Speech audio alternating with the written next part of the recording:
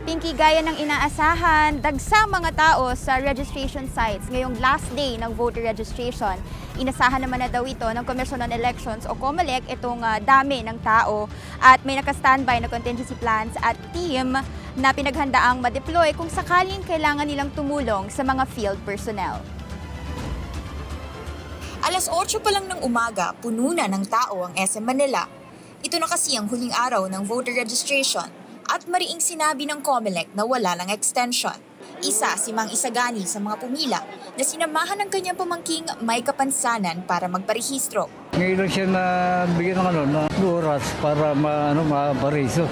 Kasi ignorant siya. Hindi siya tapos ng elementary at high school. Bukod sa kakulangan ng oras, nag-alangan din silang magparehistro noon dahil sa kondisyon ng pamangkin niyang may epilepsy. Mabuti na lang daw, maagap silang inasikaso ng staff ng COMELEC kanina. Si Jaira naman, isang elementary school teacher, nagpa-transfer ng registration at maagang pumila para makahabol pa sa trabaho. Galing Batangas, dito na raw siya boboto sa Maynila dahil dito na siya nagtatrabaho. Mabilis naman po, tsaka accommodating yung mga staff. Tsaka though madaming tao, sobrang accommodating pa rin nila. Then, lahat ng question, kahit sino, lahat ng question ina-accommodate talaga. Tsaka malinaw sila mag-explain.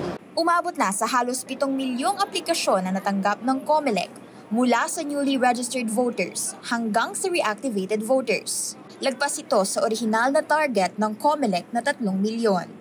Samantala, dahil sinasalanta ng Bagyong Julian ang Northern Luzon, inihayag ni COMELEC Chairman George Garcia na magkakaroon ng extension ng voter registration sa mga lugar na apektado. Ang eksaktong petsa ng extension ay depende sa mga lokal na election officers. Pinky, all systems go na daw ang COMELEC para sa paghahain ng filing ng Certificate of Candidacy na magsisimula naman bukas hanggang October 8. Nagsagawa na rin ng simulation ang COMELEC sa Manila Hotel kanina para sa filing ng Certificate of Candidacy bilang paghahanda sa pagsisimula ng paghahain ng mga kandidatura. Pinky. Mahaba pa ba yung pila, Hana, at meron bang mga naging problema sa registration sites?